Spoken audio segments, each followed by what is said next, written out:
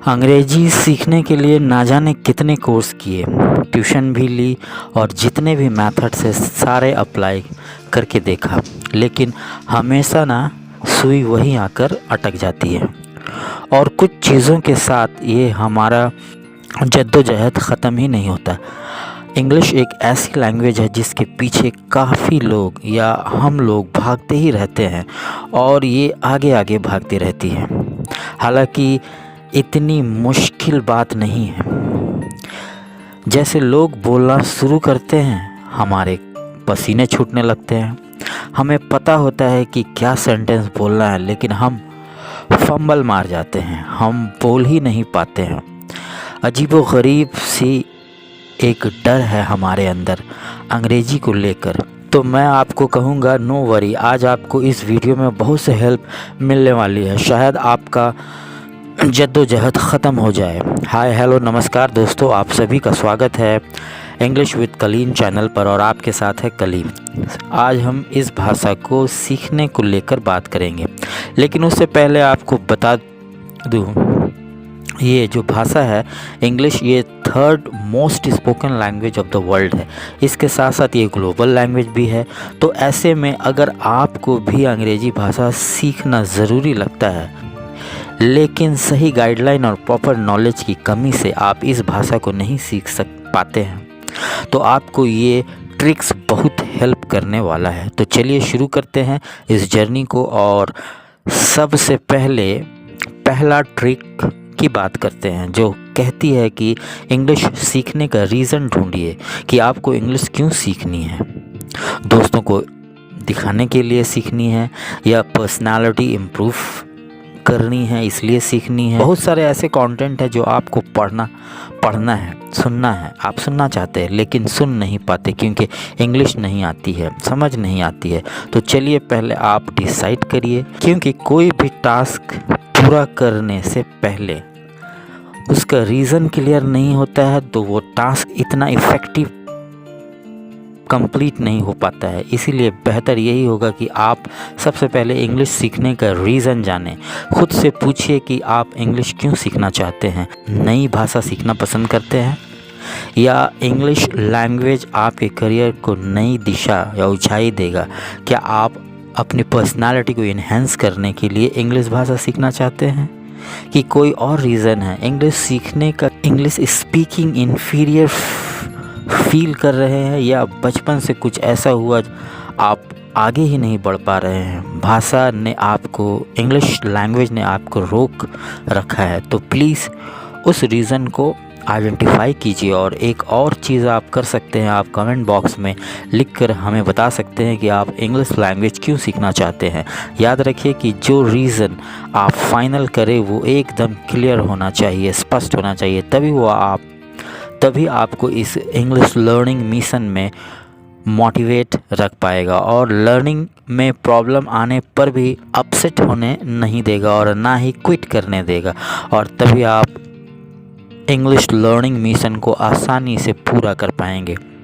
आगे बात करते हैं ट्रिक नंबर 2 की, जो एक डेडलाइन बनाने की है। जी हाँ दोस्तों, कोई भी टारगेट तभी अचीव हो पाता है जब उसकी डेडलाइन होती है। इसीलिए आपकी अपनी इंग्लिश लर्निंग की डेडलाइन बनाएं और खुद अकॉर्डिंगली तैयार कीजिए कि इंग्लिश लर्निंग आप कितने समय में सीखना चाहते हैं।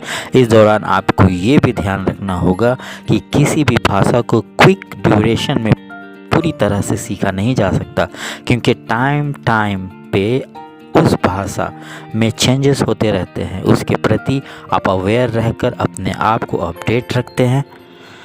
तो आप कितने समय का डेडलाइन लेने वाले हैं?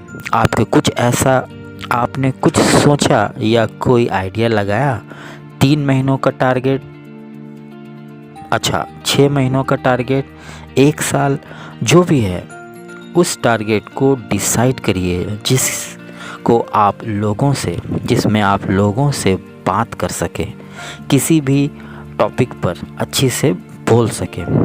अच्छा, क्या आप 6 महीनों में न्यूज़पेपर के हर आर्टिकल को आसानी से रीड और अंडरस्टैंड करना चाहते हैं, या फिर 8 महीनों में आप English based, English oriented job पाना चाहते हैं?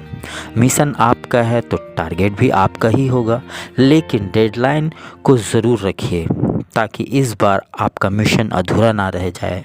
और आगे इस जर्नी में ट्रिक नंबर 3, आप मिशन शुरू करते ही रीडिंग शुरू कर दीजिए।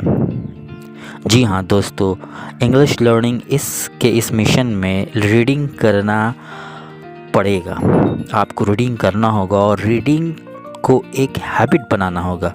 मुझे पता है लाइन सुनते ही टेंशन हो गई होगी। पढ़ना किसे अच्छा लगता है? पहला पन्ना पलटते ही नींद आ जाती है। तो कोई टेंशन नहीं, इसमें आपके लिए 2 अच्छी बातें हैं। पहली तो ये, आपको इंग्लिश लैंग्वेज रीड करने के लिए परेशान नहीं होना होगा, क्योंकि यह इतनी एक्सटेंसिव लैंग्वेज है, इसके बहुत से रिसोर्सेज आसानी से अवेलेबल हैं। और दूसरी बात ये कि इंग्लिश लैंग्वेज को रीड करने के लिए सिर्फ न्यूज़पेपर पढ़ने की ज़रूरत नहीं है, बल्कि आप इंग्लिश के interesting story, comics, magazines, novels को रीड कर सकते हैं। ऐसा करने से आपका इंटरेस्ट बना रहेगा और नई नई नॉलेज भी आपको मिलती रहेगी। इस दौरान बिल्कुल भी मत सोचिए कि आप इंग्लिश वर्ड को अच्छी से रीड कर पा रहे हैं, प्रोनाउंसिएशन ठीक नहीं है, क्योंकि शुरुआत में आपको सिर्फ रीडिंग की आदत बनानी है। आपको अपने दिमाग को बताना है, भाई ये जो काम है मैं डेली करता हूँ, बाकी सब अपने प्रैक्टिस से होता जाएगा। तो इसलिए अभी से रीडिंग करना शुरू कर दीजिए बिना देर किए। आगे ट्रिक नंबर 4 है कि सॉन्ग सुनिए और गाइए। ये बहुत अच्छी बात है। बहुत से लोग खुश हो गए होंगे इसे सुनकर। तो अभी तक आपने बहुत से हिंदी और इंग्लिश गाने सुने ही होंगे और गुनगुनाए भी होंगे, लेकिन इस बार ना थोड़ी सी अलग है। इस बार आपको इंग्लिश लैंग्वेज को अच्छे से समझना है और इंग्लिश सॉन्ग को लर्न कीजिए, उससे प्ले कीजिए और उसके साथ गाइए। ऐसा करने से आपको न्यू वर्ड्स मिलेंगे, जिससे आपकी वोकैबुलरी इम्प्रूव होगी और सॉन्ग सुनने से आपको प्रोनाउंसिएशन के लिए भी प्रैक्टिस करने की ज़रूरत नहीं पड़ेगी। ऑटोमेटिकली आप दिमाग उसे सुनेगा और रिपीट करेगा।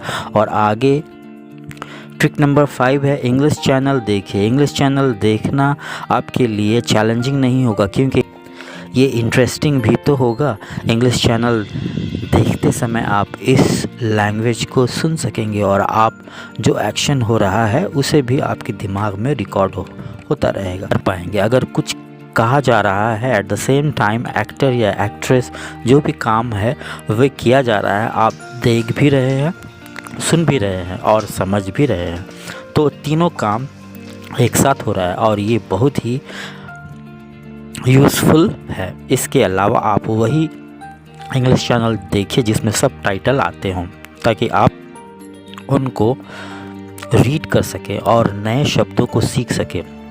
रेगुलर प्रैक्टिस के बाद तब आपके पास बेसिक वोकैबुलरी हो जाए, तब आप बिना सब टाइटल रीड किए उसे सब समझने की कोशिश करें। ये बहुत ही इफ़ेक्टिव और हेल्पिंग मेथड है, इसीलिए इसकी रेगुलर और सीरियसली प्रैक्टिस कीजिए।